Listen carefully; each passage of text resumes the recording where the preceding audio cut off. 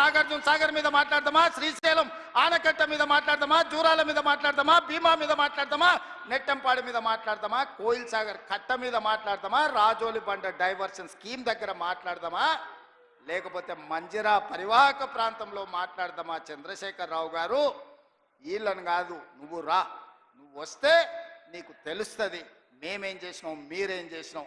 తెలిసి తెలవక ఉడికిందో ఉడకక ఉరుకులాడుతున్నారు నీ అల్లుడు, నీ కొడుకు. వాళ్లకు పిల్లకాకులకేం తెలుసు, ఉండేలు దెబ్బ అని వెనకడికి చెప్పారు. నీకు తెలుసు కదా మా దెబ్బ ఎట్లుంటుందో, కాంగ్రెస్ పార్టీ కార్యకర్తల దెబ్బ.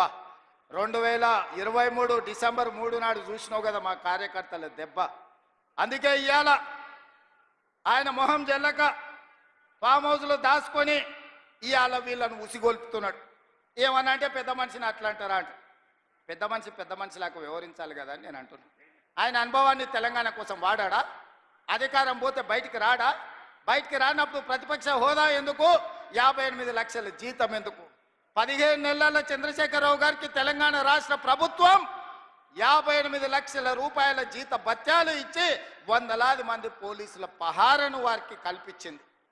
నేను అడుగుతున్న వారిని, నేను అడుగుతున్న మీడియా మిత్రులని, నేను అడుగుతున్న ఈడుకొచ్చిన మా అక్క చెల్లెలని, అక్క మనం ఎక్కడైనా జీతం ఉంటే నెల జీతం ఇచ్చిన యజమాని ఎందుకు వస్తలేవని అడగడా? ఇంట్లో వండుకుంటాయని నేను అడుగుతున్నా.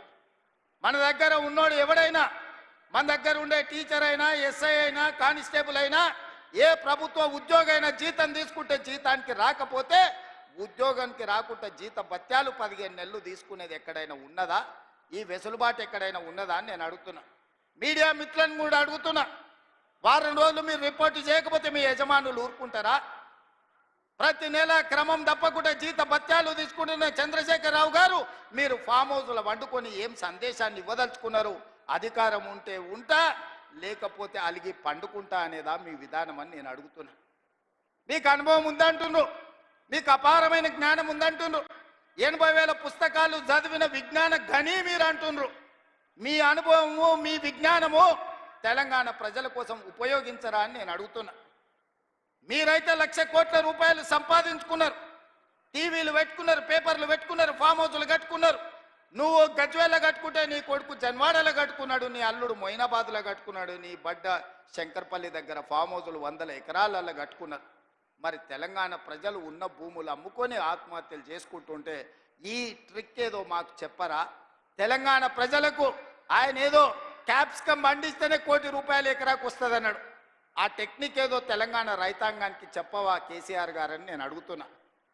ఈరోజు తెలంగాణ రాష్ట్రం వచ్చిన తర్వాత చంద్రశేఖరరావు గారు వారి కుటుంబ సభ్యులు 1,00,000 కోట్ల రూపాయలు ఎట్లా సంపాదించుకుర్రు? తెలంగాణ రాష్ట్రం 4 కోట్ల ప్రజల నెత్తి మీద 8,29,000 కోట్ల రూపాయల అప్పెట్లొచ్చింది. మాకు అప్పులు ఎట్లా పెరిగినాయి పాపాల పుట్టలెక్క, మీ ఆస్తులు ఎట్లా పెరిగినాయి 1,00,000 కోట్లకని నేను ఈ వేదిక మీద నుంచి పెద్దలు చంద్రశేఖరరావు గారిని సవినయంగా అడుగుతున్నా, గౌరవప్రదంగా వారికి విజ్ఞప్తి చేస్తున్నా. మీ 1,00,000 కోట్ల సంపాదన నైపుణ్యం ఏందో మా నిరుద్యోగ యువకులకు చెప్పండి. 1,00,000 కోట్లు రాకపోయినా నెలకు 1,00,000 రూపాయలు సంపాదించుకునే నైపుణ్యం మా నిరుద్యోగ యువకులు నేర్చుకుంటారని నేను అడుగుతున్నా. ఒకవేళ నీకు రావడానికి ఇబ్బంది అయితే విడతల వారీగా 1000 మందిని నీ దగ్గరికే ఫామ్ హౌస్కు పంపిస్తా. ఆ విద్య ఏందో వాళ్ళకు నేర్పమని చంద్రశేఖరరావు గారికి విజ్ఞప్తి చేస్తున్నా. ఎందుకంటే ప్రతి నెల 3,92,000 రూపాయలు మీరు జీత భత్యాలు తీసుకుంటున్నారు కదా. తీసుకున్న జీతం కిందికన్నా తెలంగాణ యువకులకు ఈ శిక్షణ ఇవ్వమని చంద్రశేఖరరావు గారిని నేను అడుగుతున్నా. ఇవాళ వాళ్ళందరూ ఏందో పోయినట్టు, కొల్లగొట్టకపోయినట్టు వాళ్ళ ఆస్తిని, తుఫాను వస్తే దివిసీమ తుఫాన్లో మొత్తం సర్వం కోల్పోయిన వాళ్ళు వెనకటికి మన ఊర్లకు అడుక్కునేటోళ్ళు వచ్చేటోళ్ళు ఈడ జర సీనియర్లు ఉంటే తెలుసు. దివిసీమ తుఫాన్లో సర్వం కోల్పోయినాం, మాకేమంటే బతకడానికి వచ్చిన గ్రామాలకు వచ్చేటోడు. దివిసీమ తుఫాన్లో కొట్టుకుపోయిన వాళ్ళకంటే వాళ్ళ కుటుంబం దిగాలు పడిపోయి ఉన్నారు.